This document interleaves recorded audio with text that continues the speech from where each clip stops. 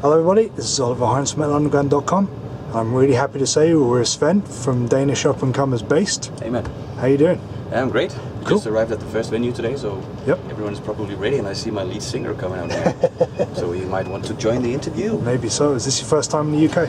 No, we did the tour with the Decapitated. Simon, All right. come join the interview. Oh shoot!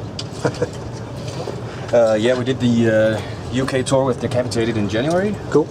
We played the O2 Academy in Islington. Oh yeah, yeah. It was a great show as well. Cool. Hi Simon. Hello there. Hello Simon. Hi. Obviously the new album, which I now know is called Venenum, is out now. Yep. I was listening to as much of it as I could last night before I buy it, and it's really fucking good. I Awesome, really man. like it. Fucking great. When the first album came out, I was listening to that a lot as well, and I was like, death metal's back. Yeah, but Hopefully. Absolutely. how would you say is different from Danse Macabre? Oh, there's been some involvement in the songwriting. We've been trying to make it a bit more progressive. We're Cool. trying to make the lyrics fit more to the actual riffs. Yeah, I guess so. And I believe also we've worked a lot with the concept of and writing music also after the concept, not only like lyrics, but that it's like it fits together. Okay. For example, the song Gula is about gluttony, Okay. overindulgence. We made it really slow and really heavy. That's a great example.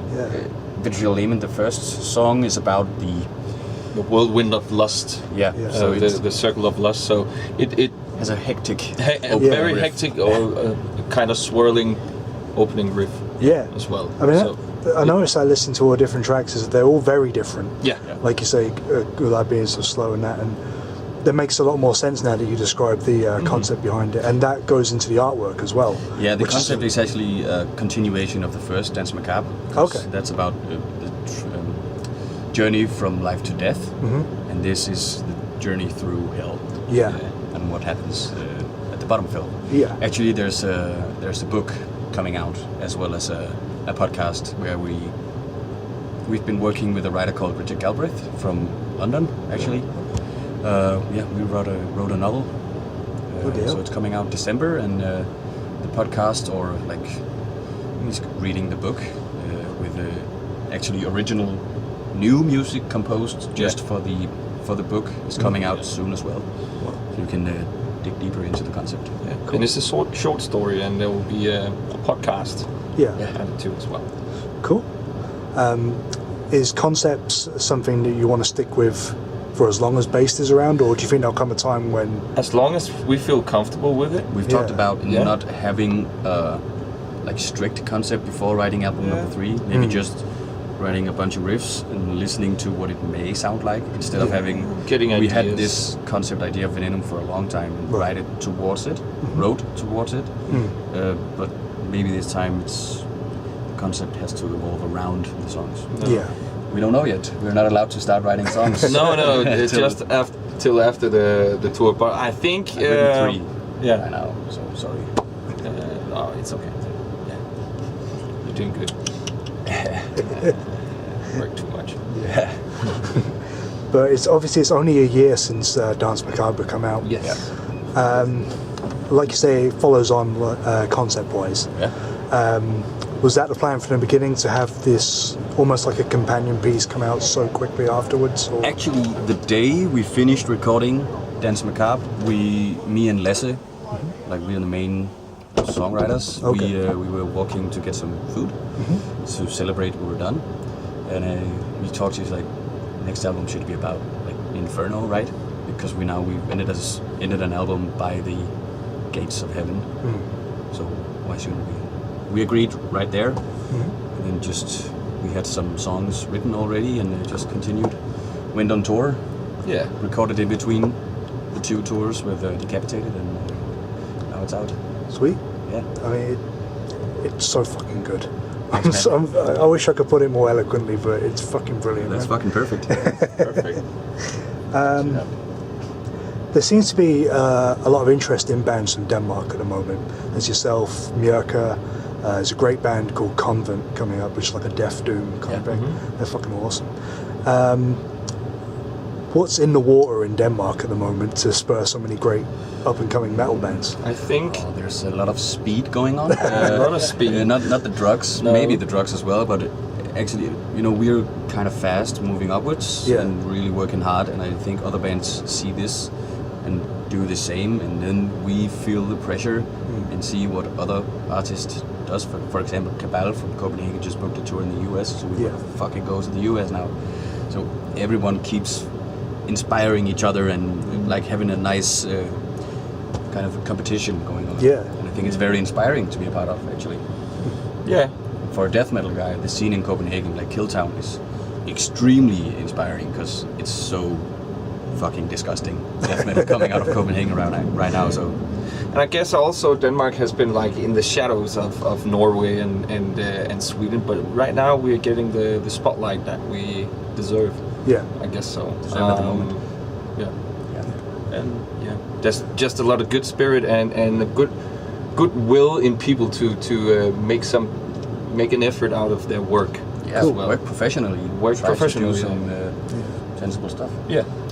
I think there's always been great stuff coming out of Denmark, not just music, but like movies and things. I'm a huge Von Trier and Nicholas Winding Refn fan. So, Yeah. Cool. so you got that, and there's always been great artists coming out of Denmark and things like this. There's some nice artist support in Denmark as well. Yeah, cool. Funds you can apply to. We were lucky enough to get a shitload of money for the Dancer Macabre album, which helps pay for this tour. Yeah. For us to being able to write that many songs so quickly, that wouldn't have happened without the support. Cool. And we have nothing like that anymore. We used to. Yeah. And then. Yeah. Obviously, Baest is very much steeped in old school death metal. You've got the Morbid Angel shirt on then. I've seen you wear an Obituary shirt on stage before as well. It's interesting because it is old school death metal, but it's not a carbon copy. It's like 10 years ago when the thrash revival was going on, where everyone was copying Rain in Blood, so it wasn't that very interesting. How have you been able to take old school death metal and make it sound fresh and modern? I think we all love old school death metal, but a lot of new stuff as well. Like before I listened to old school death metal, I was a huge fan of, for example, Opeth, and then I found Bloodbath and been listening to that for years. Entombed, and then we just try to make riffs that makes us laugh and enjoy playing them instead of having to make it as grim and evil as possible, because you can do that as well, but we don't think it's that funny, so we try to make them. It's not funny riffs, but riffs we really enjoy. Yeah. I mean, that very much goes along with how Entombed have always been. They've always been a fun band, as well as. That's the drummer from Entombed. Hey guys. Hello. Don't let me. No. Did you see Guillermo, our guitar player? No. Oh, sorry. Obviously, you played Copenhagen this year as well. Yeah. Was that your first time playing Copenhagen? No, second time. Second time. Yeah, we played it in 17 as well. Actually, we played Copenhagen and Roskilde in 17, and Copenhagen and Roskilde this year again. Oh, okay. So there's like a lot of support for Danish bands at Danish festivals. Yeah. So Cool. It was an amazing lineup at Copenhagen this year. I was looking at going, but Judas Priest and Korn and Disturbed, what more? Crib's Sermon. I think so. Destruction. Yeah. A lot of good stuff. Yeah. Cool. Have you got any festivals lined up for next year yet? Yeah, we do, but we can't tell really. All right now. There's some big things brewing. There's some big things brewing. I'm not sure Sweet. about it. So. Cool. Just finally then, is there anything happening next year that you can say about, or do you think at this rate that you're going with this momentum that there will be another album next year? We'll for sure start recording it next album. Awesome. I think we would like to wait a bit with releasing it, just so we can, because we've barely managed to tour with the Dancer Macabre, and now we're touring with the other album, Venenum. Yeah. So we want to tour a bit more on this album, and maybe having a longer process of writing the number 3, because we haven't tried to use a long time on writing an album. So Okay. we'll give it a shot this time. Who knows what could come up? Hopefully something good. But guys, thank you very much for taking the time to speak to me. I really do appreciate it. course, and man. I'm really looking forward to seeing you tonight as well. You Yeah, man. wanted to talk Cheers. to us.